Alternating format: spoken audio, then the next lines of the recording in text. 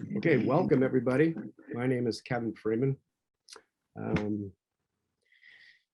Today is November 14th, 2021, and you are tuning in via York History Group. And I want to take a minute before we started to just say I want to give a thank you to Kevin McKinney and Elaine Wood for being such great co-administrators of this group. They're invaluable. I've had a really pleasant, enjoyable time working with them both and watching this group grow. And we sort of each make our contributions to this group in our own individual ways. And they couldn't be better people to work with. So thank you very much, Kevin and Elaine, for all that you do for this group. And we feel like we are truly building a community. We do have several meetings, private meetings, trying to figure out what the course of this group, how it's going to go. And we do have the community at the center of our interests. And I also wanted to bring up the fact that Kevin and Elaine are going to be interviewing Todd Frederick, who is he runs the First Parish Cemetery in York. I think he's the groundskeeper, and they will be interviewing him about many aspects of the cemetery. And I know that a lot of people have reached out to me about the cemetery and how that they can get more information. And they know about a lot of you know about James's big project there. And so I know there's a lot of interest in that. So we don't have a date for when they're going to do the interview, but it's going to be coming up soon, I think. And if you want to get some questions in, you can send them to Elaine Wood or Kevin McKinney. And I'm sure that they'll provide some answers to you. So he's a cemetery superintendent. Thank you, James. Thank you. Yeah. Right. Yeah. So today is a continuation of Religion in York, part 4. And just so everybody knows, we do have the previous segments on our YouTube channel, which is York Main History. So if you go over there and you want to go back and you want to go, what did Danny say about this, or what did Danny say about that, which I do all the time. Just go right over there and you can see segment 1, 2, 3, and after today you'll be able to see this segment 4 there as well. And many of you might remember the first one sort of started at the Reformation, about Calvinism and Puritanism in England, and we've continued right up through to today, where we're going to start in with Reverend Dummer, and Danny's going to give us the highlights of our last segment, which would be segment number 3. So before I do, I want to just welcome you, Danny. I want to welcome James yes. Kences and Danny Bottino are my guests today. And I'm so grateful to you guys for being here. That you guys provide so much information. My hat size keeps increasing, and I just love it. So welcome. All right, thank you. So I guess I can launch right into a little summary here. I'll try to keep it brief of last part 3. So in that part, we mostly talked about Dummer, about Reverend Reverend Dummer, Schubel Dummer. His first name is Shubael is how it's usually spelled. Although in some deeds and some other documents where you see him listed, it's often spelled Shubal. So I do believe that it was not said Shubael, but rather Schubel was probably how people actually said his name, Schubel Dummer. And he was York's minister for a very long time, went to Harvard College, so he's probably the first Harvard-educated minister here in this town. Although I don't know about the previous minister. The previous minister may have gone to Harvard too, Emerson. And Dummer was here from probably the mid-1660s. We first see references to him. And he was the minister here all the way through. He was killed in the raid on York on January 25th, 1692. So he was here for almost 30 years. And as I talked about in the previous section, we don't, for the ministers who followed Dummer in York, we have diaries, we have sermons, we have we have personal letters. We have quite a few primary sources extant that tell us about these men's personal lives. And for Schubel Dummer, we really don't have much. He is a somewhat shadowy figure in that we don't have even sermons, which are the most often used source used a primary source to analyze what was this pastor like. So we know that he was probably very well liked. He was probably somewhat, pretty popular in York to be able to stay here for such a long time. We know that when he died, and James will be talking about this soon, we know that his violent death, the first minister to be killed in the wars which were being fought, which had really broken out starting in the 1670s. The first minister to be killed in this violent manner. His death was very greatly mourned, it seems, by York people as well as leading people throughout the whole region. Mather, Cotton Mather, minister, who was of course probably the most prominent minister of the time, wrote a poem about Dummer's death. He was certainly very, very much struck by Dummer's death, and very greatly mourned it. And so we do have these sort of shadowy references, Dummer being talked about by other people, but we don't really have much, if anything, of Dummer's own words. And so that's what I was talking about in the previous section, is that I certainly would like to be able to talk about Dummer, who played a major role in York's early spiritual life, in more detail than I am able to.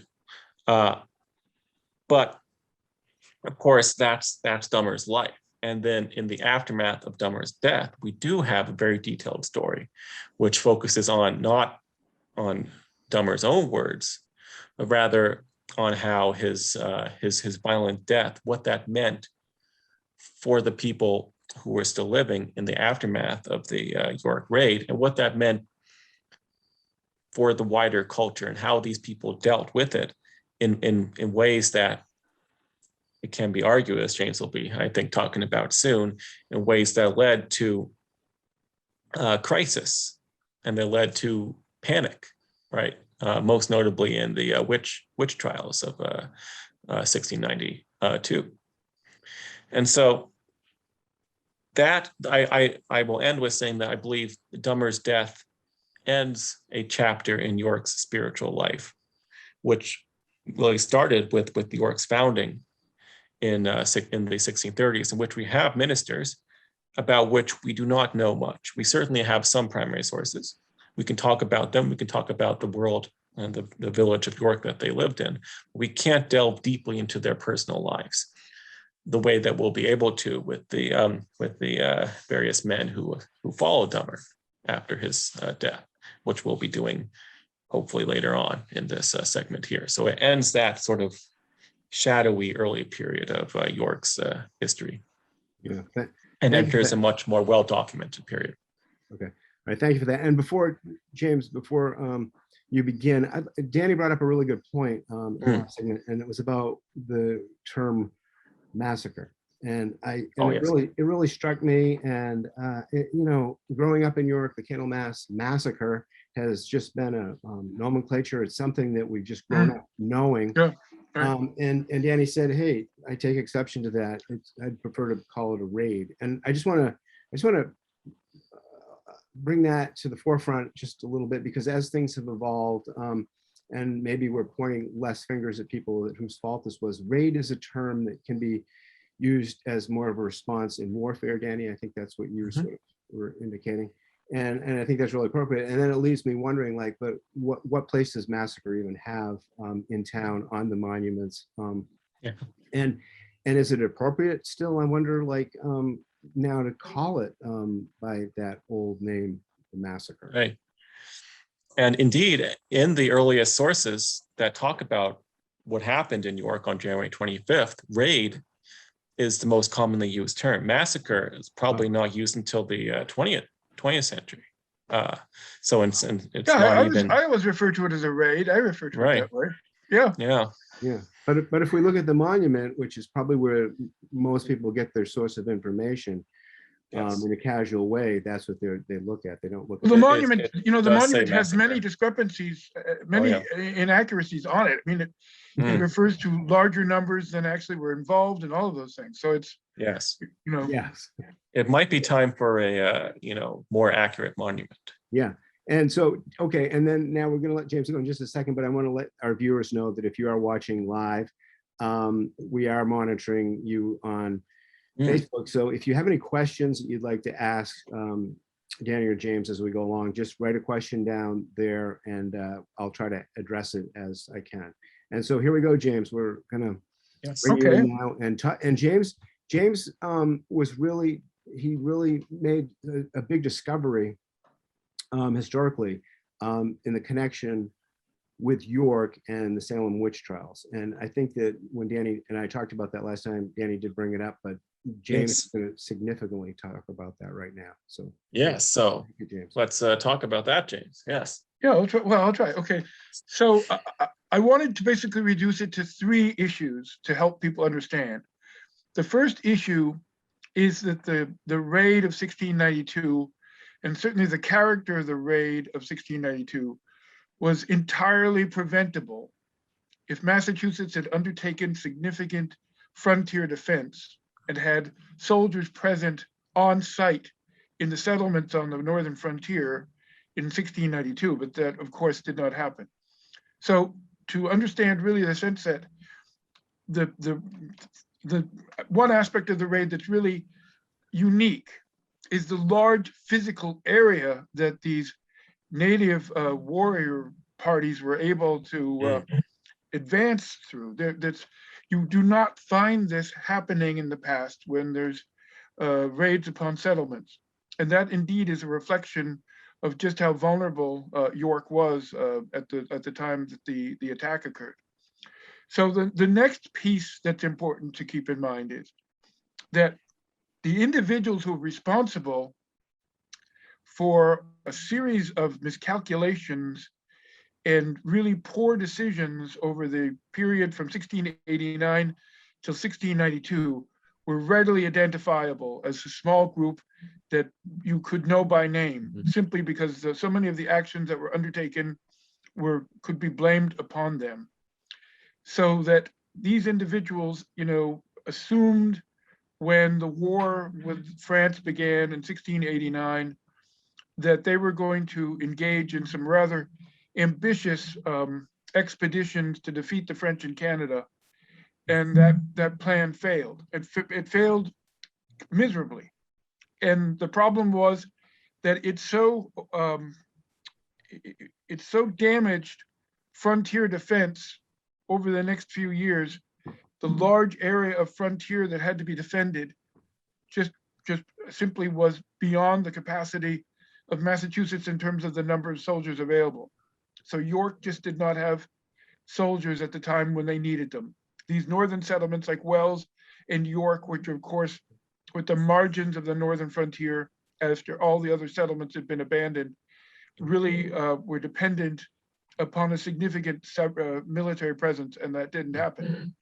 What they turned to instead was this horse troop under Captain Floyd, who was located in Portsmouth. And the horse troop, I assume the underlying principle there was that a horse troop would have a large radius that they would be responsible for if there was, a military emergency, and they would quickly be able to advance to a location. And that was the intention, which what happened in January of 1692. But of course, what we know is that they didn't arrive until after the native war parties had withdrawn. So the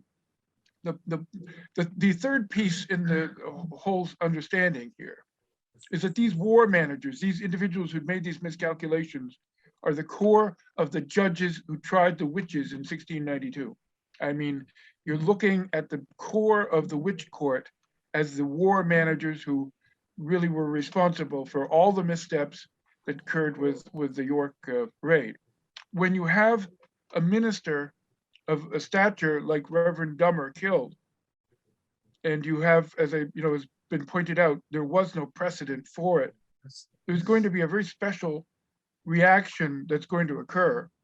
And that reaction seems to be, something like an extreme implementation of a period of moral reformation, where the divine punishment that was, manifested by the Dummer's death would have to, be addressed by people correcting their moral transgressions.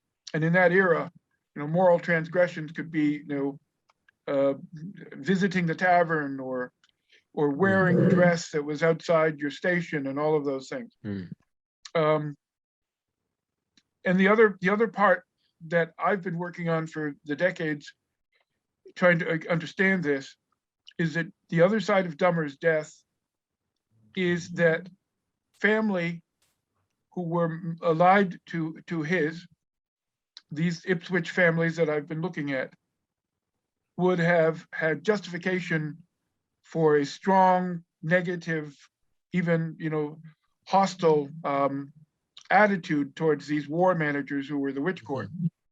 And that, this attitude spread throughout the towns of northern Massachusetts, and created a situation where these individuals who had made these many missteps, who were easily identified, felt outnumbered by a large population of frontier towns that had grown so angrily, so violent in their anger towards the failed war effort from 1689 till 1692. And that's So really then, James. Yeah. So we've talked about this at length in the past, and so my question, I think the standard question that at this point people would ask it in is, okay, there's anger towards this group of people in the war that they're leading. The same group of people, as you said, turns out to be pretty much the same witch court that sentences more people to death and hangs more witches in this trial than any other trial in the previous history of English colonies. And is extremely different from them in the fact that it actually cares about, actually tries to hang witches, whereas most previous witch courts had not. And so why are these men then are the court? Why do they do this? How does their failure in war leadership lead them to taking such a harsh stance on people seen as witches in Essex County and in Maine? That's my question. Well, there's a couple of things. One is that because it's wartime and there's soldiers on the frontier and soldiers who are finding the experience to be unpleasant in terms of where they're garrisoned and so forth, would be having a desire to desert and to break, the defense. And so the witch court, which includes many individuals who unfortunately were affiliated with the royalists under the Dominion of New England, this brief period under Sir Edmund Andros, these royalists who were known to be very unpopular for the positions they'd held under the Dominion, were no longer had the authority to hold the military in some kind of control. And they had to send a message to those soldiers who were contemplating desertion and the breakdown of the frontier defense, that they were just having to reestablish the full sense of their authority over the military. As I told you, these are men without any field experience. They're given high military commands, but they have no field experience that is visible. So the military that has had, veterans of various experiences from the 1670s into the 1690s, these veterans who are their subordinates need to have a sense of authority restored. And the witch trials are one way of achieving that. So James, so were the witch trials in full swing before the raid in York?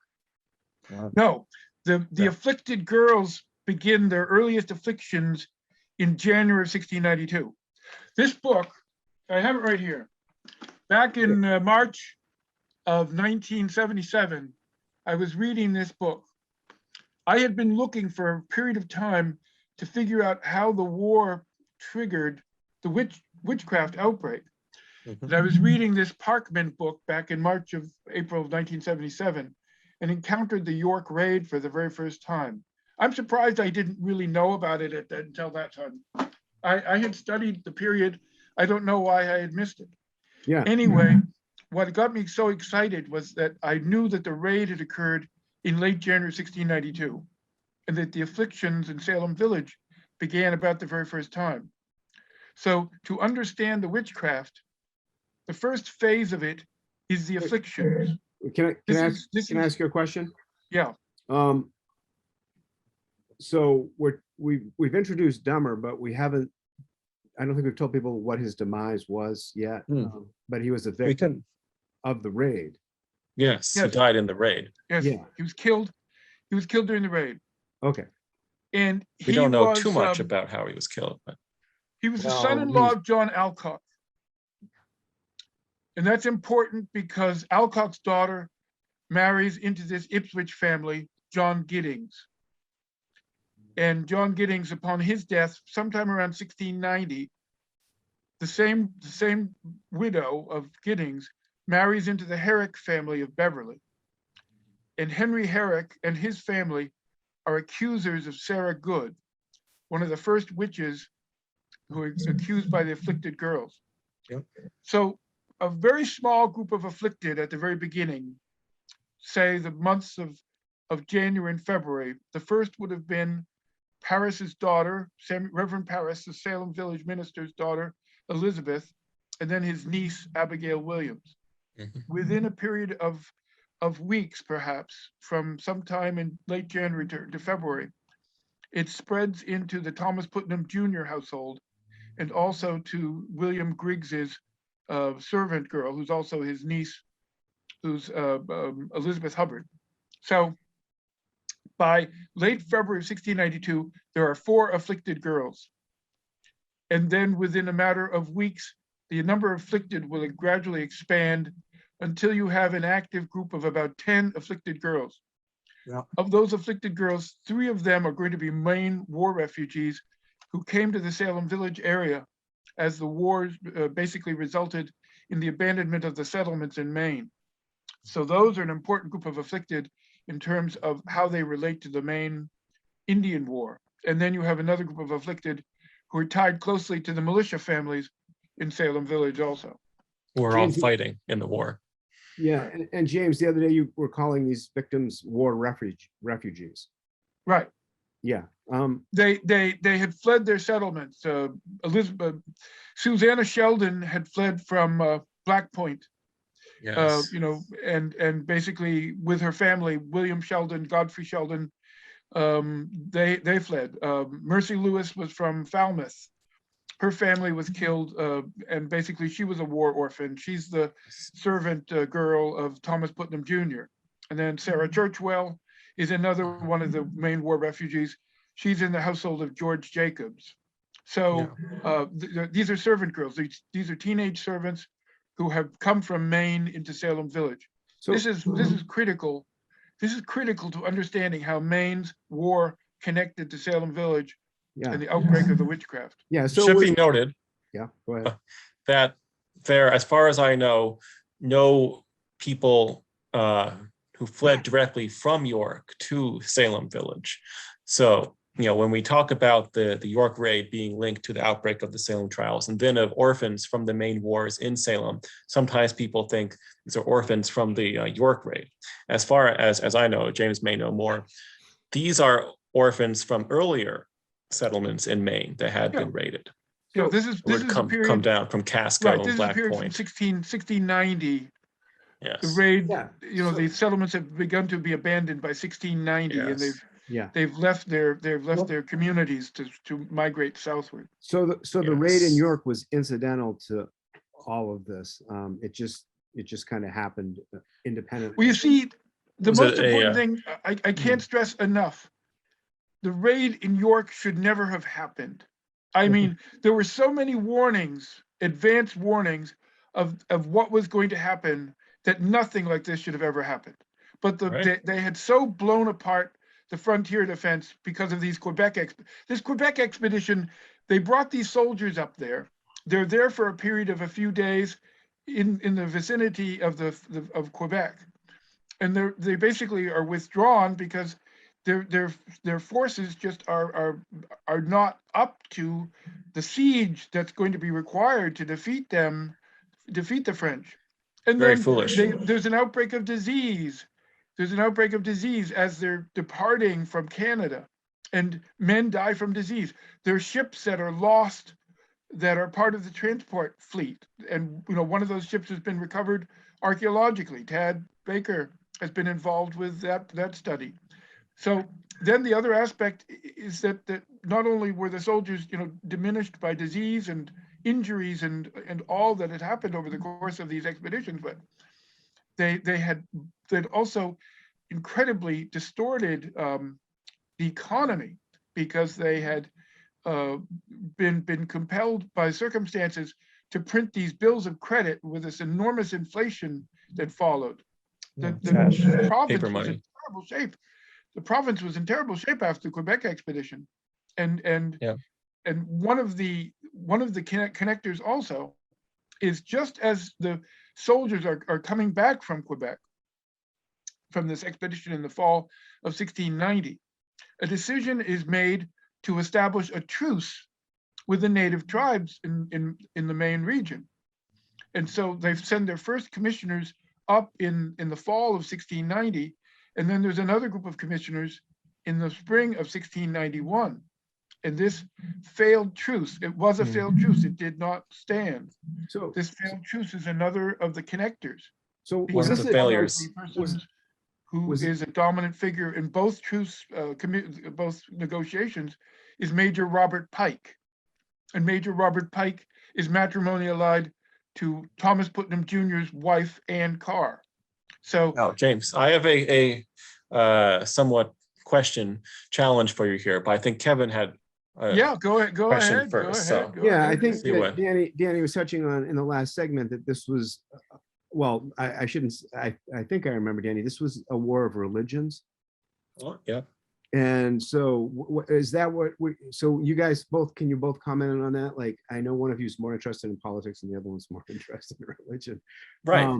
But we've got the French practicing Catholicism and teaching that to the Native Americans. And then we've got the Protestants here, who are also Puritans, who are encouraging Christianity among the natives south of us. Right. Exactly. Yeah, I can comment on that a little bit, and then James can add his thoughts there. But I think James and I are pretty much on the same page here, which is that this is part of the reason why the witch trials are so deeply tied into the war. The way I like to see it is that the witches during the trials, especially in the words of the girls that James mentioned, who fled from Maine, who have intimate ties to the Maine war, the witches are seen as having Native and French allies, and are seen as being agents with them, with this enemy, in the war which is currently being fought. Now, remember, York had just been raided, and one point that I like to really focus on is that you have Portsmouth, right, just south of York, and then you have Salem just a little bit further south, and then Boston. And for people in Portsmouth, Salem, Essex County, Boston, York being raided, all of Maine, all the English settlements of Maine being wiped out almost. You have Kittery is basically the only one left, Wells, and then Kittery. This puts their English settlement as a whole at very great risk. The English couldn't tell what the future would bring, and for them it seemed as if they were losing. We look at it now, we see ultimate English triumph by the 1760s. For the English in the 1690s, especially after the York raid, things would have looked very, very, very, very drear, and looked as if the natives and their French allies were physically moving south to raid Salem and to raid Boston. And so it made sense that they'd be sending their agents because, of course, as Kevin mentioned, this was a war over spiritual issues. This was a Protestant bastion. This was the English Protestant colony, which only had been settled, recently in the 1630s as supposed to be the greatest hope for the Protestant world in creating a pure Protestant colony. This was now being threatened by by Catholic forces that they saw as the Antichrist, as not Christian, as in fact the opposite of Christian.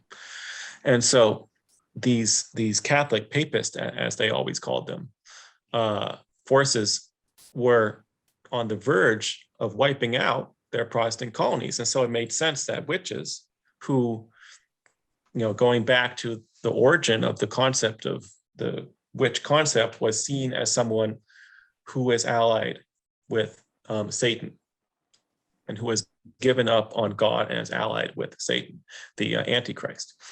And so, of course, then it makes sense that witches would be agents fighting with the Catholic natives and their French allies. And so, of course, then in this worldview, it makes sense that the French and the natives who are planning seemingly to raid York and do raid other Essex County towns in the 1690s are going to send their spiritual agents, witches, into Salem and into the colony as a whole to as a part of the overall war. So the witch court is made up of men who are, as James has mentioned, leading the physical war, the earthly war, we could call it, but also see the spiritual war as a second front, a front of perhaps even more, perhaps an even more critical front. So the witch trials are them fighting that same war, is how I often see it.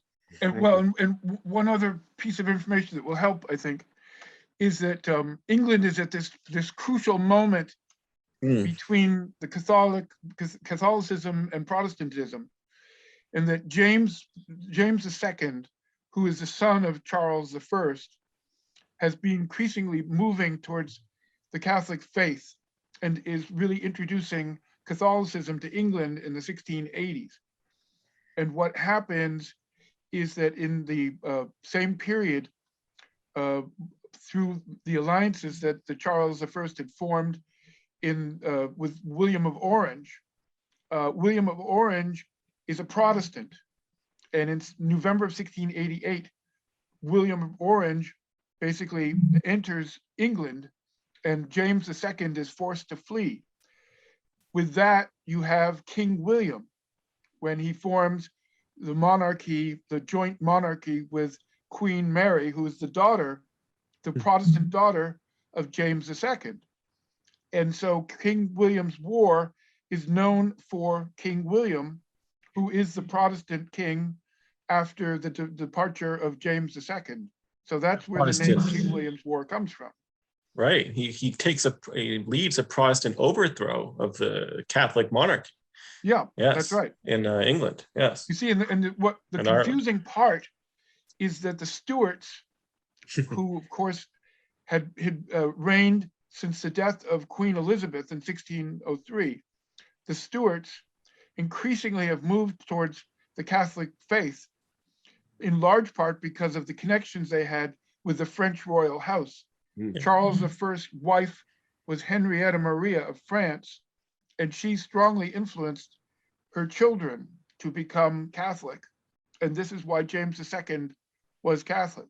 But you see the important connection between the Stuart house and the French, and how important that is to understanding something of the complexities of this war that's going on. Yeah, and how did that carry over here in the colonies? Did people applaud that? People, well, of course, the arrival of King William or William of Orange in England in 1688 was, a moment when the turning point occurred in what's called the Glorious Revolution. And the arrival of William into England and the end of this period of the Catholic dominance in England eventually becomes the basis of these series of rebellions that occur throughout the provinces, Massachusetts with Boston in April 1689, New York, where they overturn the Dominion government and establish this interim government, which is basically to exist, at least in Massachusetts, until the Royal Charter of 1691.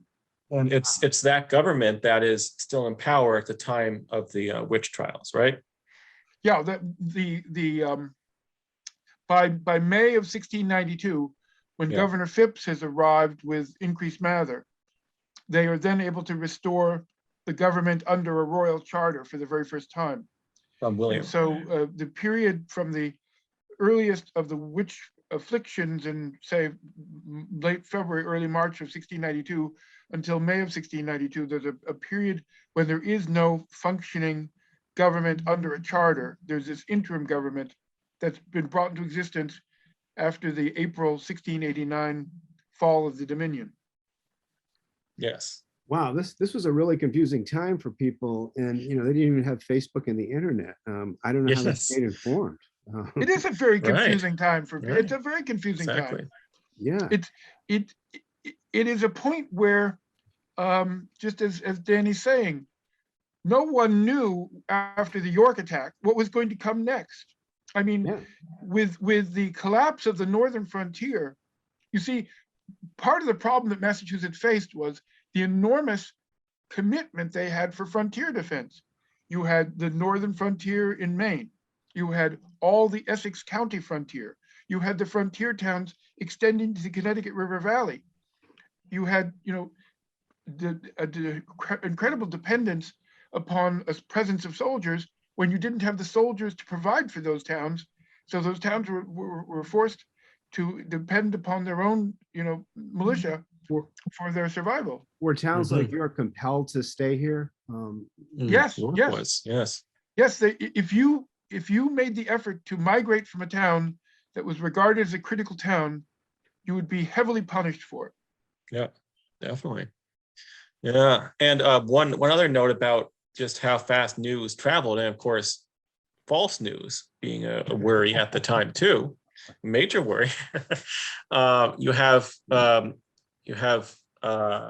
instance of this. So as James mentioned, King James II is toppled from his throne in the late 1688. Andros, the governor, is toppled in Boston. Oh. April 16th. As far as I could tell, news of King James's toppling and the Protestant takeover really comes to the colonies probably around February, March. I have found a deed of February, I believe. I'll have to check this. Yes, I think it's February 1689, in which James is still listed as king. So land deeds almost always list who the king is. Yeah. And this deed from February 1689 lists James II as the king 3 months after he was toppled. Yeah. Right. So the news hadn't reached York. Yeah, I think you're this right. deed is from York. And the sensitive aspect of all of this is, and it becomes critical in terms of what happens in New York, individuals who engage in a rebellion against the established government have committed treason. So individuals who are basically involved in these actions of the spring of 1689 could be regarded in the classical sense, guilty of treason against the government. Yes. And you see, who was he? Samuel Sewall, who was, of course, a witch judge in 1692, leaves Boston, I believe, in early 1689. So after James II has been toppled, he sails for London, not knowing that James II has been toppled. William has taken over. He doesn't know any of this has happened yet. And as in his journal that he keeps on this ship, I think James might be able to fill a few things in here that are slipping from my memory. He meets ships on the way to England, where he gradually learns that something has happened. But of course, we can see how difficult it was to know what was a rumor, what was fake news, and what was real. I remember in one instance, certainly, he's almost reached England. So he's been on the sea for a pretty long time at this point. And he hears that a civil war has broken out. And as soon as he lands, that the whole country will be in civil war in England, and James is currently fighting William. And of course, this is not what was happening. James had fled. William had landed his force, and James had not fought him, but had simply fled to. I think he fled to France first, and then he went to Ireland, where he did fight William. But of course, this rumor that Sewell heard on the ship, about which he was very naturally worried that there would be a war as soon as he would be in the midst of when he landed, was completely false. And there were probably many rumors of this sort reaching Maine and reaching Boston around this same time. So you can see people were very nervous. Right, absolutely. The two important aspects are the speed by which news is transmitted, in terms of the number of weeks it takes, and just how uncertain so much of that information is that's being conveyed across the Atlantic Ocean. Yeah. So we're back. So I want to go back to Dummer, and the series about religion in York. So can we kind of like conjecture what Dummer was preaching? Is that too far off topic? Right. That's a fascinating question, because we know what Paris, a Salem pastor, was preaching around the time that the witch trials broke out. And I believe that his sermon books were found pretty recently in the 1970s or so, which led to a new view on the causes for the witch trials, because we see him being very fiercely preaching about how the moral standards of the culture have fallen greatly. And as James mentioned, that was a major factor in the lead up to the witch trials, this sense of moral cleansing. And so that, if it may be that, Dummer was preaching along a similar line. Certainly, I would think most ministers would be in the 1690, 1691, as the war was turning very badly, not in the English colonies' favor. I would think that the tone of sermons would have been very grim. Banks does mention something about what he thinks Dummer may have been preaching in January 1692, but I don't know.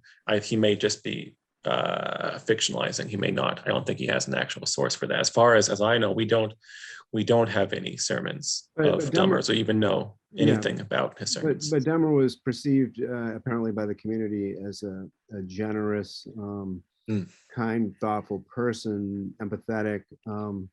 But also, so all the ministers in New England at that time were probably all still trained at Harvard, and you would think that their core fundamental belief would all be very consistent with each other. But yet we see with people like Burdett and Burroughs and some other ministers that they're completely different, and they all have their own itinerary agenda. Right. Burroughs, certainly Burroughs is seen as a somewhat maverick pastor. He went to Harvard, I believe, in the 1670s, maybe. And so he was trained around the same time as, Cotton Mather went to Harvard, Samuel Sewell went to Harvard around that same period. Yeah, he's completely different from them. So that leads to his death. So at Harvard, they were teaching divinity, I'm supposing. Is that what you might think too? Yeah, I mean, it seems that most people who went to Harvard in its early period were meant ultimately to be pastors, to have their own parish and to have their own church. Some people, like Samuel Sewell, didn't. He became a prominent, he started out as a Boston merchant, then he became a judge. But they were all familiar with the same religious texts and ideology. Oh, yes. Yeah. Yes, definitely. Yeah, so they come, so several of these people did come to York before Dummer. Banks mentioned. I think that you're right. A couple of Hancock maybe was at Harvard too. Hancock, yes, I believe he went to Harvard, but he came right after Dummer. We Yes. came after Dummer. Okay, yeah. So I don't know if we've kind of exhausted Dummer at this point. And I James, don't think we're quite done. okay. All I would say about Dummer is that he was of a high stature. He had his kinship connections were extremely important. That again, you just have to just consider the fact how much of a profound shock it would be for the culture to deal with the death of a minister in Indian raid. I think, one way of understanding the background of the York raid is that there's this vacuum of leadership that occurs from the fall of I'd say the months before the raid. You've had a major death with the death of Major John Davis, who had been in military command over the town since from the time of King Philip's War. He'd been the leading military officer. He was in his 70s, and he presided over the military. I just cannot imagine if Major John Davis had still been alive, that York would have been as vulnerable and as unprepared at the time of the 1692 raid. And then you had the death is recently as well of Edward Rishworth. These were two leaders of town that were no longer around in 1692. I think that Dummer found himself really having to sort of assume responsibility for leadership, and he exposed himself that was the cause of his death at the time. Captain Job Alcock, who was one of the military officers at the time of the 1692 raid. He is not in York at the time of the raid. If you read a contemporary dispatch, he indicates that he's not in town at the time of the raid. So there's some militia officers that are not present here. There and now, because of the archaeology at the Preble site, we have this connection to an actual archaeological site, which is involved with a site that's has a significant place to play in the 1692 raid. We have yet to determine what will be revealed from that archaeological site, but it's exciting to think that this archaeology will provide some insight into what York is like at the time of this attack in 1692. Yeah. Yes. Yeah. I do want to ask a question about Dummer's family, James was mentioning earlier. And one thing that I would note also is that in Joseph Moody's diary from 1723, he mentions that his father, Minister Samuel Moody, showed members of the Dummer family who came to visit York in 1723 the site of Reverend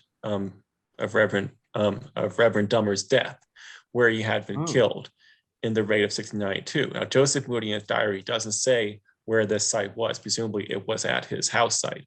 The legend is that he was leaving his house to run to a more sheltered house, garrison house. Yeah, Dummer and he was lives killed further at his door. away from the village. He lives in the York Harbor region. He lives in the Norwood Farms area. Yep. And so he was killed at his door as he was trying to go to the closest garrison house, which was probably the garrison house of his son in law, who had married one of his daughters. What was his name again, James? Well, that's Job Alcock. Job Alcock. It was Job Alcock. Yes. Wow. Yes. Job Alcock. So Shubal Dummer marries into the Alcock family. Job Alcock is John Alcock's son. Yeah. And Job Alcock is going to be, by the time of under the Royal Charter of 1691, he will be established as the assistant, one of the resident assistants of Maine. So one of the high government officers here. Okay, so Yes. did he live down on Alcott Drive? Alcock's Neck, right, was where he lived, I The believe. Norwood Farms area, as you're heading up York Harbor, beyond where the Trinity Church is. Yeah. right? Yep. I think right across the street from the church, there's a street called Alcott Way or Drive or something. Well, the Alcock family is one of the leading families in New York in the 17th century. And among these families that no longer will have a presence here after the 1692 raid, the Alcock family will gradually just disappear from town. One of the consequences of the raid that is most important for the town's future are the number of families, the 17th century families, that are no longer in evidence after 1692. Yes. So with Well, so I'm guessing this would have in 1690s we would have been at the second church in New York, which might have been down near Clark Road, by the. Well, by 1667, they've built the Meeting House Creek church. Yeah. The so-called chapel of the 1630s, unfortunately, its later history isn't all that detailed in terms of what happens there. Yeah. Yes. So this is the church on somewhere in the Meeting House Creek area. Yeah. Which then the church on the present site where the First Parish Church is now, the first church there was built in 1712. Yeah. And then torn down. Then the present building was built around 1747, though much changed since then. Yeah. So Dummer had quite a walk to get to the meeting house from his home. Yeah, that's that's a good point. I think what they were trying to do was to establish a median point between the northern Cape Nettic settlement and the southern settlements beyond the village down towards where Point Christian was. Yeah. Yes. This was a common reason for towns breaking off and forming separate towns. James, you know this. Well, Salem, of course, was going through a similar crisis. Towns would have usually only one church, and yet by law, everyone would. They lived miles from that church, and of course, in the 1600s, it's much more difficult to travel miles, especially if it's a very, very cold winter. Icy, snowy, and so on. Yeah. And so this would be a very prominent reason. Taxes being, of course, also a big reason why parts of towns would break off to form their own town, so that they would be able to have their own parish and their own church. Yeah. Salem was going through a major crisis along these lines in the 1690s, but York did not break up. York compromised, of course, by creating a second parish by this 1732. Yeah. So I just want to remind everybody you're watching York History Group with Kevin Freeman, James Kences, and Danny Bottino. And Danny and James, we've come to a point right now. We've been on for maybe 45 minutes or 50 minutes, and I think that we're going to have to get into Samuel Moody here pretty soon. Yes, And, yes, indeed. I go on, get into Samuel Moody. It's well, I'm not sure if we should keep the segments shorter, or because if we start with Samuel Moody, I don't think there's going to be any end. But I'm all willing to do it. I just want to get a consensus. If you guys want to move forward with Moody, I'm all for it. I am ready. All I would say as a prelude to Moody, and how the terminus of the 17th century, this event in 1692, really is such an important point in changing the character of the town. I mentioned all of these 17th century families that become extinct. They're just no longer here anymore. Jeremiah Shears and all of these individuals who had been here for decades are no longer here anymore. So the town is undergoing a significant change just in terms of its population, the nature of its population. Yeah. And then beginning in the 1690s, you begin to have the earliest of these migrations from Essex County. So the Nowell family comes in the 1690s. The Black family, the Farnham family, the Newberry families begin in the 1690s. All of these families that we now associate so much with York in its modern character really begin this migration into the town during the period after the Indian attack. And Moody, of course, being one of them. Yes. That will continue into the 18th century, right? Yes. Yeah. So that is one aspect here. The other, I think, is that the York attack, however we define what the full consequences were in terms of the psychology of this place, the York attack is a starting point where there are changed attitudes towards increased militarism here, and certainly the hostility that's directed towards the French, that's, you know, Norwich Walk onto Louisburg, you know, it's very changed. It's changed the tone that way. And a third piece that's really important, and it's visible every time there's an Indian war in the 18th century, certainly, you know, from Dummer's war into King George's war in the 1740s, they put an effort to build a garrison at the parsonage, which to me symbolizes just how much regret there was to the vulnerability of Dummer being killed in 1692.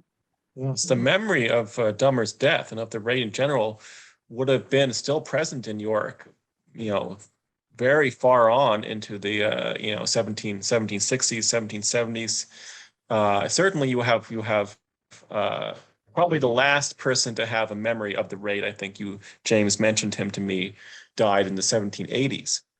So you do have this, this collective memory of the trauma that you went through. And the thing is unfortunate that the documentary record is pretty spare. We have, for the most part, these emergency dispatches that are sent from Maine down to Boston that provide most of the details on what happened in 1692. But we don't have the body of information that we'd like to have. And of course, as you just mentioned earlier, you know, we know so little about Dummer because so much of the documentary record was destroyed undoubtedly over the course of the raid then and the raids, the subsequent raids of the decades after 1692. There was a parsonage fire, which was not due to any of the raids. I believe it was just a fire that broke out. It burned quite a lot of church records. I believe sometime in the 1700s. Undoubtedly burned church records. Yeah, so 1692, Dummer is killed. A lot of the people in town are killed. A lot of people are taken away. And so the town is probably like really in mourning and really trying to recoup and also, Danny, the religion at the time was pretty horrific. It's not like you had a lot to look forward to even when you met your death.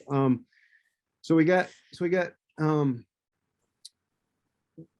this period of time, I'm guessing, that must have been really dark and gloomy for everybody. And they're looking for someone to come and give them some salvation, a new minister to come into town. And they go through a couple. And you mentioned that Hancock was one of them. Yes, and we'll have to touch on him briefly. Yes. Okay. Yeah. Oh, well, why don't we go ahead and do that? Because then we finally get this redemptive character, Samuel Moody. Yes. Hancock. So he gets here to York from the deed records. We first see his name signed to various deeds in York in 1694, I think it is. He may have been here earlier. Banks speculates that he was a chaplain, who was sent up here. So there were certainly soldiers sent up to garrison York. Lesson had been learned that York had to be kept safer. And so he may have been sent as a chaplain with these forces up to York, and was probably here by 1694, certainly. He was here throughout 1690, 1695. I see his name throughout these property deeds. And beyond that, Banks has a very short section on him. Banks, who was, found almost all the primary sources that were known at the time when he was writing his books in the 1920s, 1930s, did not find much on this man here. Now, after York, he left his post as minister of York, and he went to take a separate. He got his own church in a different town. I forgot which town it was. Banks mentioned it, and Is he it in is Rhode ministered Island? there for decades. I think it's in Mass somewhere. James probably knows. Okay. He has ministered there for decades, and he was a very popular minister. Oh. So something may have been known about his later life, Mhm. which actually should be looked into, which might tell us about something about what he was like in York here in the 1690s. But James, do you know which town he was minister at? Well, let's see, not offhand. But I know It's where in the he Banks ended up. book. I know where he ended up later, but I'm not sure in the earliest phase. but Let me other take a than look. other than charity, though, these guys didn't really have much reason to come to York. Plus, I don't know if it would remuneration might have been an issue too. Yeah, definitely. So yeah, so how are they going to afford to have somebody come, and then some people had some money and weren't reliant on the parishioners to support them. Yes, there are, Samuel Moody, there are stories about him not taking salary, taking a salary, which seems to, I don't think he ever took one until he died in 1747. And he arrives here in the late 1690s. Yeah. And just within a few years of his arrival begins Queen Anne's War. Yes. So that a new phase of Indian warfare begins for the full decade, the first decade of the 18th century. And that's very important because of the heavy tax demands imposed and the fact that the church, during these heavy tax demands of the wartime period, the church finds itself somewhat second in priorities of the contributions people have to make towards their taxes. Yes. I'm searching through Banks here now to try to find the town that Hancock went to and figure out exactly when he died. Let me see what Banks says. Yeah, I found it here. So he went to Lexington, Mass. Yes. Oh, okay. All right. He went to Lexington, Mass, and was minister there by 1698. Yeah, the Hancock Clark House, which is off of Lexington Green, has that association with Hancock, the minister. Ah, interesting. And he died, Banks says, in 1752. So he actually lived quite a long time after he left York. Yeah. Yes. So he was minister there in Lexington. So the Hancock Clark House is where Samuel Adams and at the time of the Lexington alarm in 1775, and Paul Revere arrives in Lexington to alert them of the British approaching from Cambridge. And of course, his grandson, who had his same name, was playing a rather prominent role in what was happening around that time, 1775. Yeah. Mm-hmm. He became governor later. So yeah, that's basically all we can say about him. Although it's quite possible that we do have sermons of his. Lexington might have them somewhere. So Banks certainly didn't seek them out, but there probably are more primary sources out there to tell us more about this rather transient minister. Yeah. But the question is, why did he leave? York was still probably pretty miserable place throughout the 1690s. So the whole community. Yeah, it's not like just a small sector of people, but everybody. And I also like to say that if somebody else has would like to tell the story of the other side, the Native Americans and the French and the Catholics, we welcome them here because I do realize we're only providing a very narrow spectrum of what we've arrived at. We could actually have a whole separate segment just on that, telling the other side of the story. So that would be very illuminating, I think. Definitely. And needs to be talked about. You want to create a sense of balance to understand, the nature of the wars that were occurring. And, just in the choice of language, as you pointed out, is important. To not have too strong and a biased, use of language to distort, what you're trying to understand. Yeah. And I think around this time too, and you guys can correct me if I'm wrong, but there were a lot of French Canadians moving south. A lot of them didn't really know, they didn't know who their patriotism was toward, but they weren't going to ally themselves with the British or the English. And I read, I think it was in Banks, where some of them actually came as far south as York, and they weren't received well. I think James wrote a short essay on this topic recently. This was in the 1760s, right? This was, I believe, after Canada had been conquered from France. All right. And then there were French people who were kicked out of Canada, and some of them were transient residents. These in are York. the French neutrals, and they find themselves in this situation where they're caught between the two warring powers. They want to remain neutral. They want to remain beyond the military commitment, but they're looked upon with suspicion by both sides.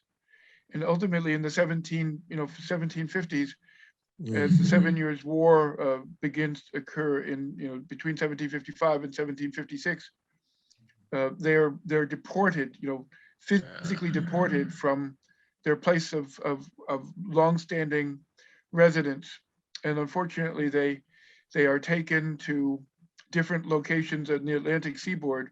Of course, one of the places that these families are taken to is to York, and it's obviously French Catholics at a time when the Catholics are an active military threat are going to be dealt with in a very severe manner. So that's exactly what happened to them.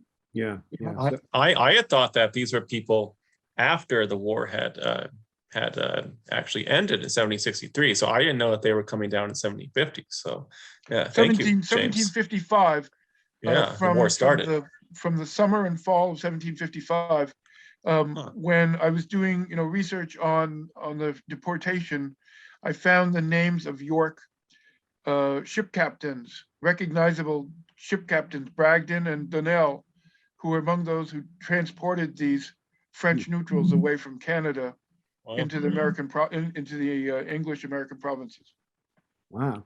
So there was during the 1690s, early 1700s, there was very little commingling of the French with the British, like up in the Kennebec area or the Penobscot area, or probably not. There were French forts, soldiers stationed there as enemies to the English. Yes. So around this time, was the line the Kennebec River, or was it the Kennebec? Right. So the Kennebec River was the line that the French claimed that they had sovereignty over all the land south to the Kennebec River, and they claimed that this was an ancient claim, which went back to their first contact with the area in the 1500s. All right. So yeah, let's go back to Moody then. Yes. So what's going on with Samuel Moody? So a little insight into Moody. Danny has prepared this sermon. He sent it to James and I for us to read. I could start out with it, James, and you could pick up when I stop. All right. Go ahead. All right. And so this is Reverend Samuel Moody. Do you have the date on this, Danny? Yeah. So this is from a book that he published called "The Doleful State of the Damned." I believe he published that in 1710. So this is a written sermon that he wrote up and then published in 1710. So this is what he is preaching to post raid people. Yes. Yeah. Okay. So here we go. It may be unspeakable advantage to know our present state of soul, whether it be good or bad, if after the most laborious and critical search we find a grain of true grace, we shall have more cause of joy than if we had found a wedge of God. He's quoting the Bible there. Happy is the man that findeth wisdom. Findeth wisdom. For the merchandise of it is better than the merchandise of silver, and the gain thereof of fine gold. It is more precious than rubies, and all the things thou canst desire cannot be compared to it. And if on trial our present state appear to be unsound, we have then the most happy season, perhaps that ever we had in our lifetime, to make ourselves forever. For What is it that undoes a great part of those who perish from under the gospel, but a false hope? He's quoting there Job 27:8. James, you want to pick it up from there? I can't find it here. So if we click I'll on continue the while chat you- button, Yeah, yes, I did click on the chat. it should be there. I'll I can't. continue and give me a signal. Yeah, when go you- ahead. Go. Why don't you just continue it? Yeah. All right. What is the hope of the hypocrite? Though it hath gained when God taketh away his soul, you are willing in temporal cases to know the worst, when traveling to be told if you take a wrong way before you have utterly lost yourself and your feet stumble upon the dark mountains. If going to law, you entreat your counselor not to flatter you with vain hopes, but to tell you the worst you may expect if you proceed. If going to sea, you would not ship yourself on a false bottom. If you hear but a sound that the passengers cry are like to be cheated of their lives. And as timely discovery of danger prevents ruin in these and such temporal cases, so may the discovery of your spiritual state, if at present bad, prevent your everlasting destruction. Yes. Well, there's just a taste of hundreds of pages of sermons that we have of Samuel Moody there. And these, yeah. That's pretty moderate. You didn't pick one of Yep. the real juicy ones where. No. That's funny. I can't get the whole thing. Yes. You find it, James? So you should be able to scroll down because it's pretty long. So you have to scroll down on the I right. find only a portion of it. I can't get the whole thing. You have to scroll down. So click on the bar and then. I did. I'm Move doing your all thing those down. things. I am. Yes, I can only get a portion of it. maybe That's you can, strange. maybe you can increase your screen size, like where the Yeah. screen is black and All white. right, let me see. Let's try that. Let's see. Yeah, change your screen. All right, we're going on this computer. All right, no, Well, it's strange. I can't understand. All right. Very strange. So No, I've got. It may be of unspeakable advantage. Yes. It begins there, and then Yes, that's. it's just a few lines. Huh. Whatever. That's strange. Well, the gist of the sermon, which Kevin just read out, is, I think summarized in the first part right there. He says, if we find a grain of true grace, we shall have more cause for joy than if we have found gold or silver or anything precious, rubies. And he talks about how it's always good to have a warning of something bad is going to happen. And then he talks about certain things, earthly things, which York people probably were very, very often doing.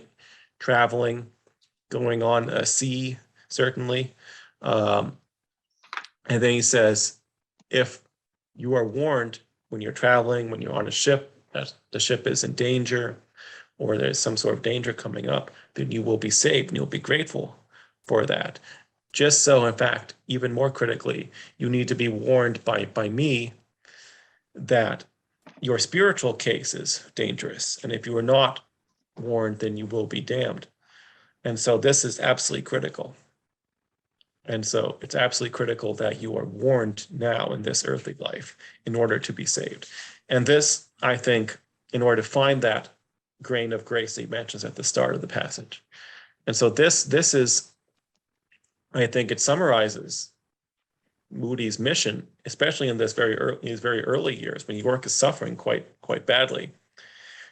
It may seem, why is he preaching such doleful sermons, as his sermon is titled, The Doleful State of the Damned. He's preaching this because he sees it as his duty to warn York's people in order to save them. So that's why he uses such a strong language. And this is what, he's not the only minister to do this, certainly. yeah, It's a common trope. so is the presumption that you are doomed to hell? Mm-hmm. Yes, if you do not find grace. And this is sort of the paradox of Calvinism, which we talked about in the first video. Yeah, is that what does he mean by find grace? Because if you are predestined to have grace, you shouldn't have to seemingly do anything. But yet, the Calvinists would argue that you are predestined to find grace, but you still have to do it. Yeah. It may be that you don't have free will. Your will is bound, but we can't naturally act knowing that. Yeah. Everything we act, even if consciously a Calvinist would think my will is bound, I'm not acting freely. In your everyday life, you still act as if you are acting freely. Yeah. And so you have to do this, and then you will, if you are predestined, then find this grace and ultimately work out your God will ultimately save you if you work with him to be saved. And so that's what Moody's talking about here. And of course, it's a complicated topic. Well, so when you're born, it's assumed that if you were to die immediately, you would just go to hell. Well, that is a controversial topic, because Calvinists would argue that we can't know, because the soul of the baby who dies is predestined to be saved or not saved. Yeah. And we can't tell through their actions, because there really is nothing there to tell us anything. So we can just hope. And certainly Samuel Moody had great hope for his daughter Lucy, who died the same day she was born, 1705. So very soon after he came to York. He writes on her stone that he writes as if she has been saved. You can go to York's burial ground and actually read this stone. He writes as if, he says, "Thus may we have life, death, and heavenly glory all in the same day." So the message on the stone is acting as if she is saved. Wow. So there is hope in his sermons too, as we see in this passage that you read out here. There is hope. But in some of the other ones that I've read, they don't seem to be quite so hopeful. Yes. I just looked at one, and I don't even think it's appropriate probably to read on Facebook. So it wasn't so, I mean, from what we've just read here, I feel lightened about this period in religion.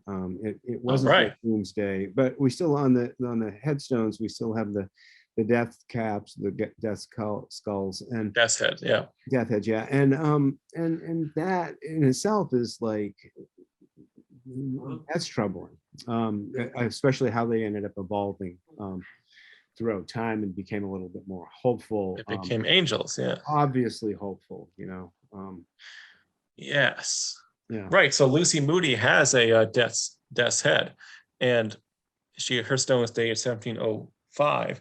Almost all stones from that early 18th century period would have had the winged skull. Some of them had angels, certainly. I believe the oldest stone in Maine that I have seen is in Wells, Maine, in the Ocean View Burial Ground, which is right on Route 1 on your right as you're passing through Wells. And there is the earliest stone dated there is 1700. It has a winged angel on it. So it was possible to have an angel on your stone even in the very earliest period. Was that wheelwright? Was that wheelwright? Wheelwright, yes, it was. Samuel Wheelwright. And that is a remarkable stone. If we're talking about stone, it's very ornamental.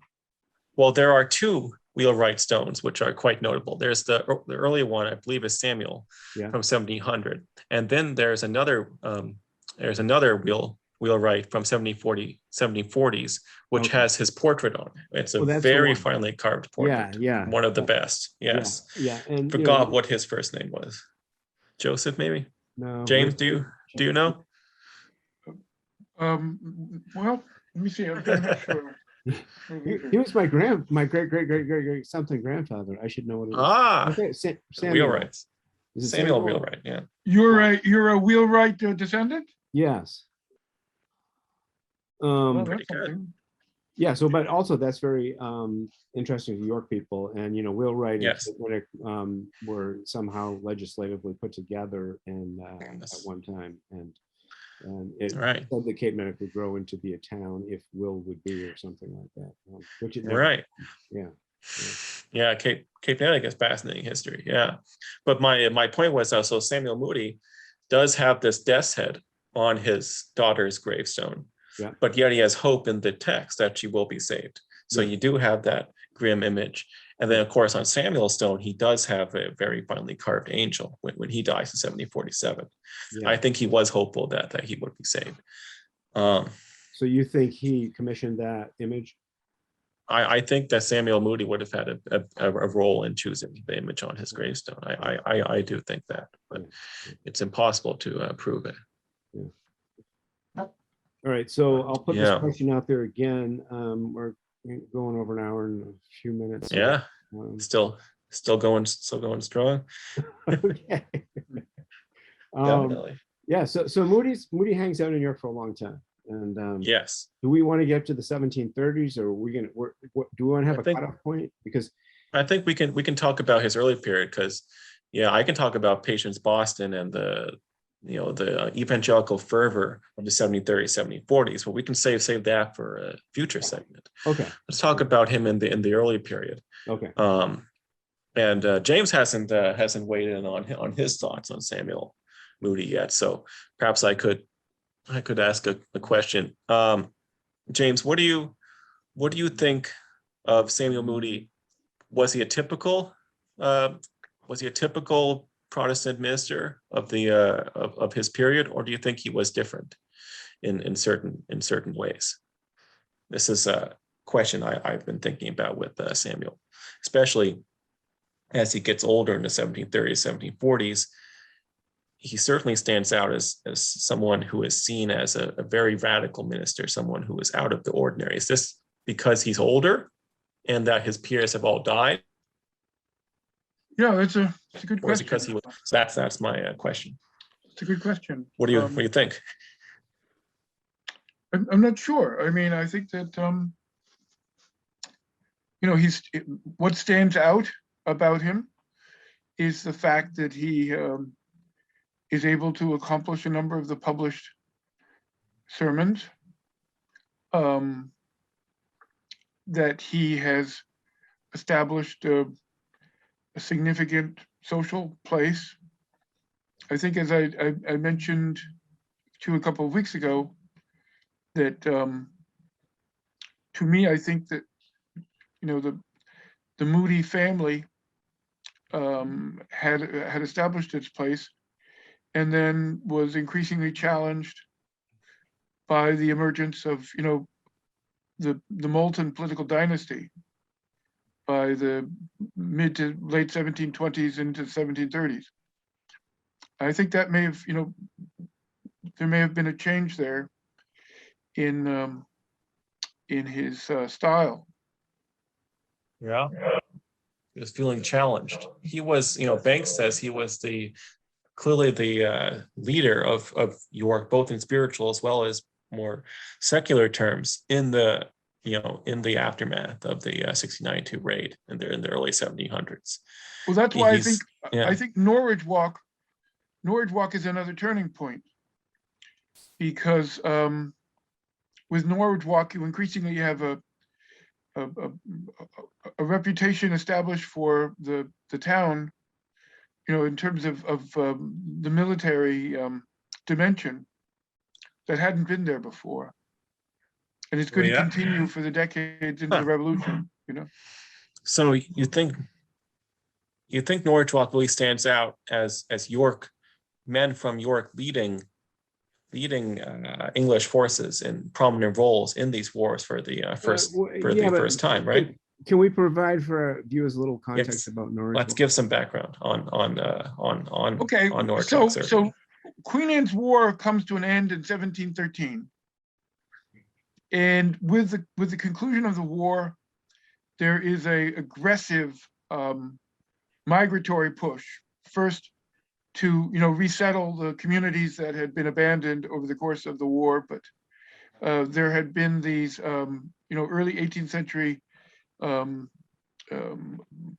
speculation projects that were occurring, and they were increasingly just applying pressure against the native tribal territories, and the tribal territories, that the natives, wanted to protect, were finding themselves invaded.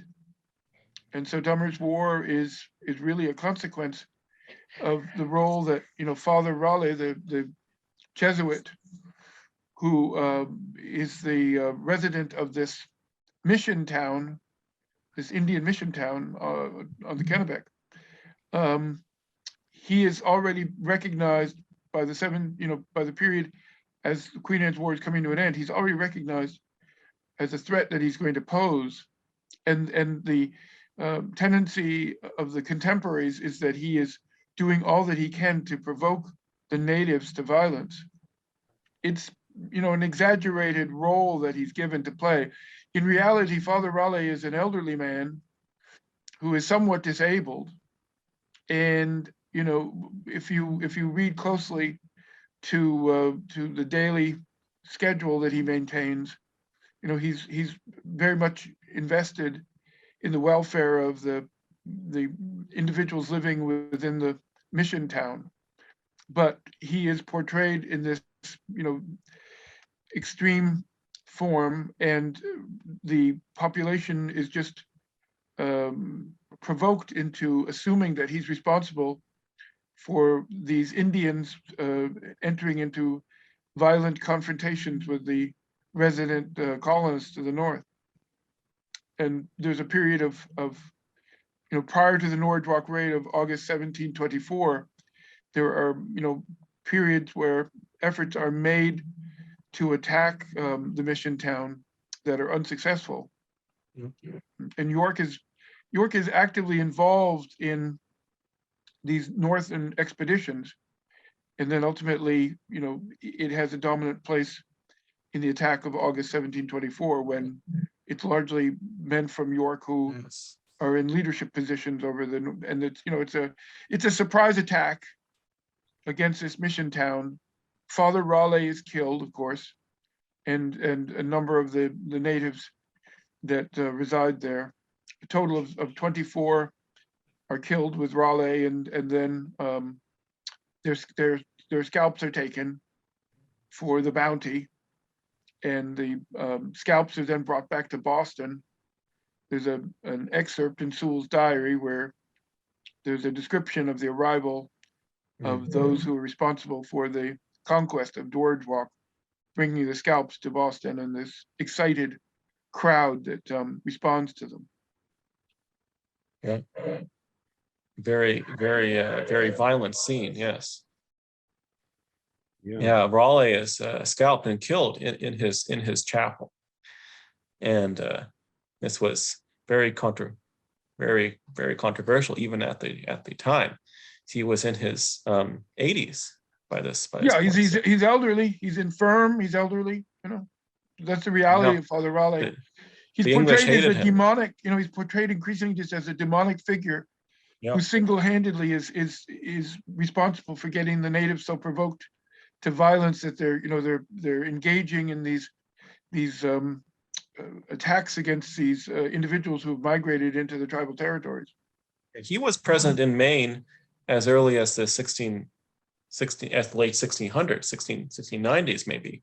I know he was certainly well traveled. I believe he was in other parts of Canada earlier on in his life. But I believe he was in Maine by the 1690s, and it certainly seems quite possible to me that the York people in York would have seen him as sort of a anti-Dummer figure, right? As Dummer is a Christ-like figure, Raleigh is an anti-Christ-like figure, as I was talking about earlier. And so the fact that Raleigh lives and is posing a constant spiritual threat, as it seems, to York and to Maine in general, must have been extremely stressful and you read contemporary accounts. York. You read contemporary accounts.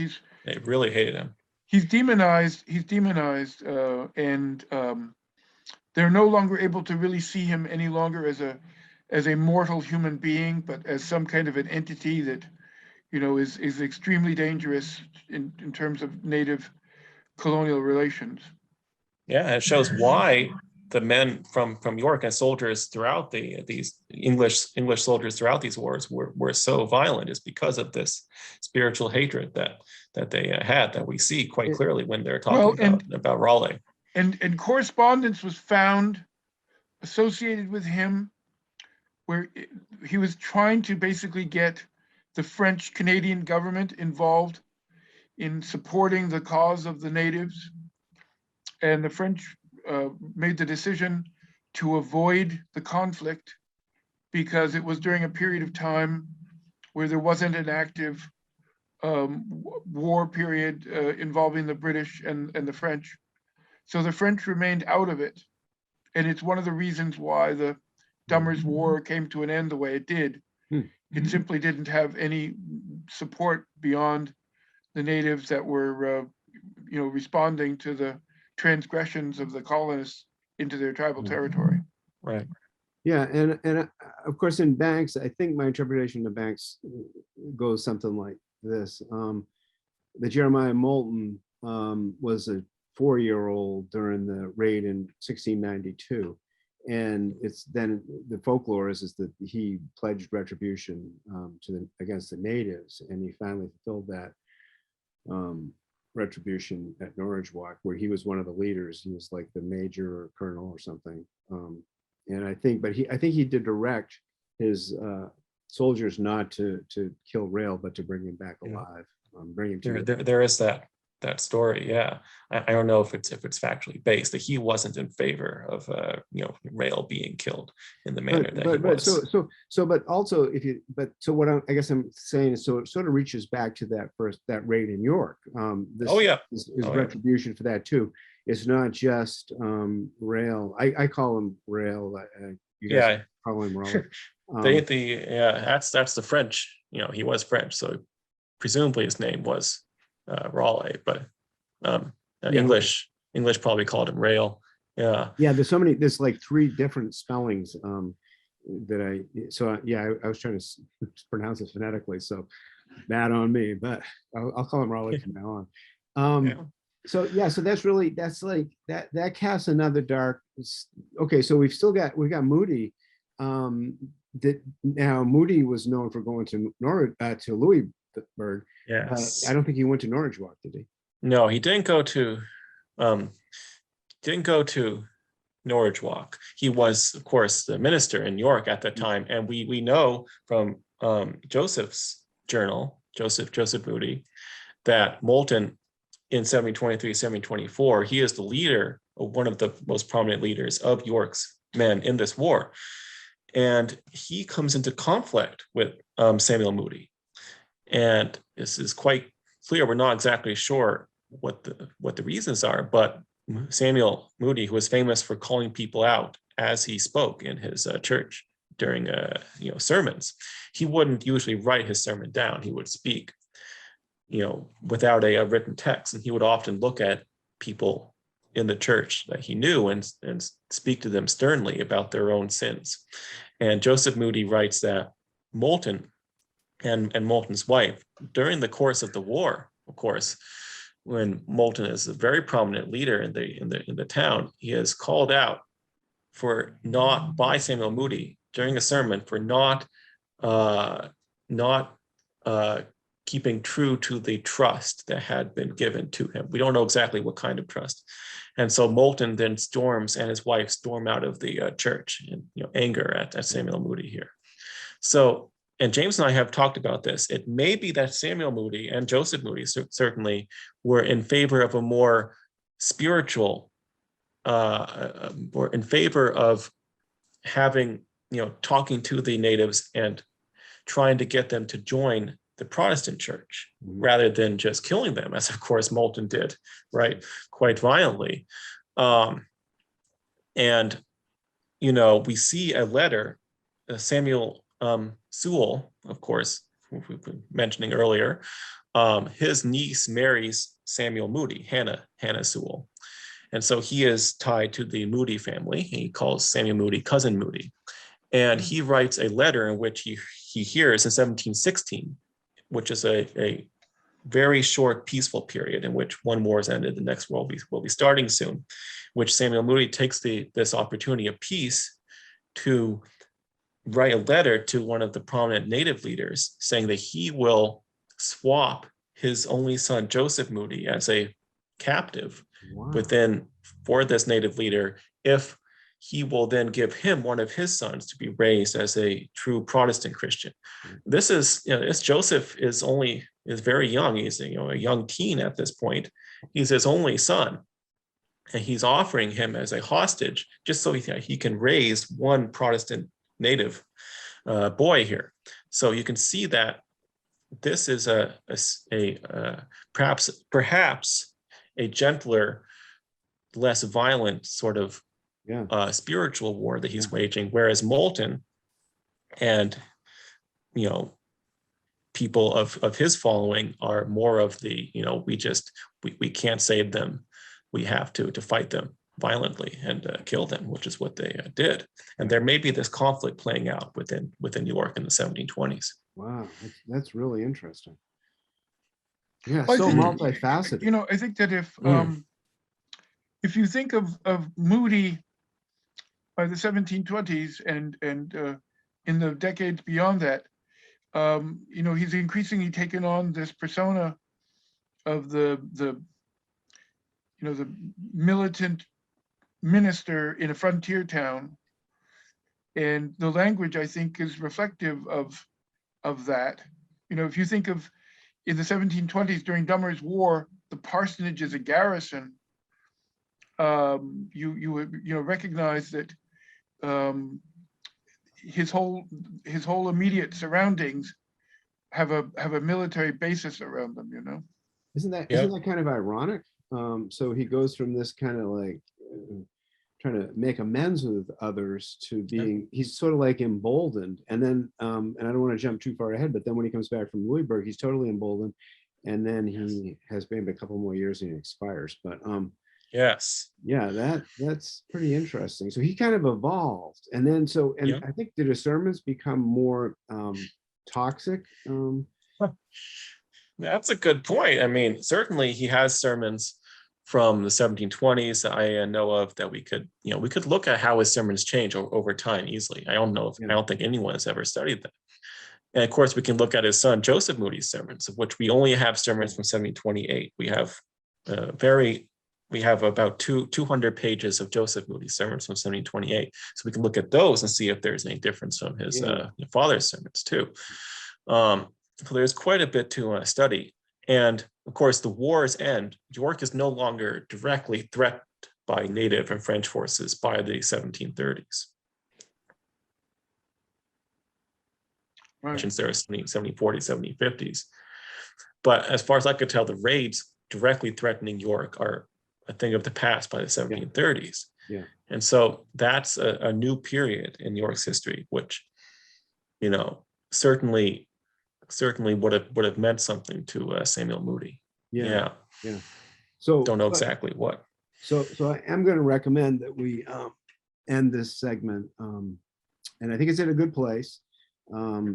As always, I've learned a lot, and I hope our audience has too. I'm pretty sure that this is amazing. This is like, and I also want to say, Danny, your panel discussion at the Massachusetts Historical Society was really, it was great, and it's really related to what we're talking about right now with Moody, and Native American woman Patience Boston. Mm-hmm.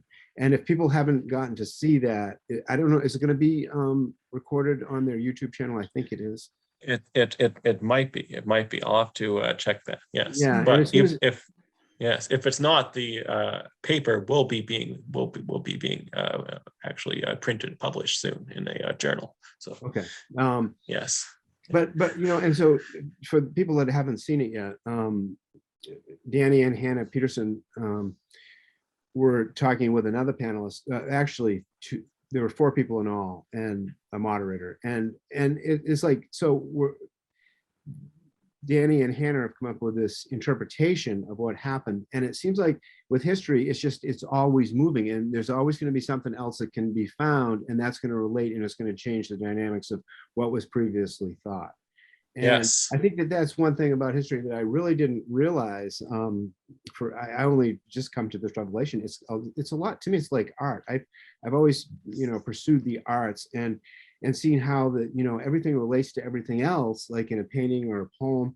And then, but history is the same way. And as a historian, Danny, it must be really exciting when you have this new tidbit that you found. It's like me with a piece of cobalt blue. I can put it over here and it's going to change that red. Well, you found this sentence that is like just dramatically going to change the whole sequence of the interpretation. And Yes. and that way, and so I'm finding history to be very a creative process. And then you can also determine what you want to follow for clues based on your own, or your biases, I Yeah. guess. But so Yes. you know what I'm saying. Have to be careful. So yeah, so this is fascinating. And so, and like if we look back at this 5 or 10 years from now, and we go, wow, we know so much more than we did during that segment, that's going to be interesting too. Yes, definitely. Yeah, I remember James mentioned to me when he was first working on the Salem witch trial history in the late 70s, he found that link to the Yeah. York raid and Yeah. to the girls from Maine, Yeah. which completely changed everything, right? Yeah, and nobody thought of that before. It's like discovering Right. blue for sky blue. Nobody thought, hey, we can make blue paint. And James just had this revelation, and it'd be like it changed history, the way we think about history, forever now. So Exactly. good work. Thank James. you. Thank you, James. Yeah, it's awesome. Yeah, I don't know. All right. So I'm thinking, I'll disconnect after we finish our goodbyes here. And usually we have a little time, but we'll just preclude with saying that I think, what do you guys think about, Danny, you're going to do a segment with Patience Boston, maybe with Hannah. Yes. But before Hannah and I will come on. Yeah, Yeah. but before we do that, can we do one with James on Joseph Moody and Yes. stay parallel with Samuel, so that we'll Yes, talk about both definitely. of them? Okay. That sounds good for the next segment, is to Yeah, get into the okay. 1720s, where we have Joseph's diary, and James and Okay. I can talk about that. Oh yeah. Yeah. Okay. All right. Yeah. So Yeah, if you want to have a segment devoted to a dialogue on the diary, that'd be worth having. Yes. Yeah. Definitely. Because there's certain aspects of the diary that I find of considerable interest, Yeah. And I'd like to parallel some of that material with what's in Samuel Sewell's diary as well. Yes. Yes, Yeah. indeed. And I think that too, as the series goes, we don't have to feel like we have to be all inclusive in one segment of one topic. That we're finding that there's really no end, and we can probably just keep going on here as long as there's an internet. Yes, Um, definitely. Yeah. Okay. So thank you, James Kences and Danny Bottino. This has been a great pleasure to have you on here and share all your knowledge with us. I really appreciate it. I'm Kevin Freeman for York History Group, and everybody have a great night. Thank you.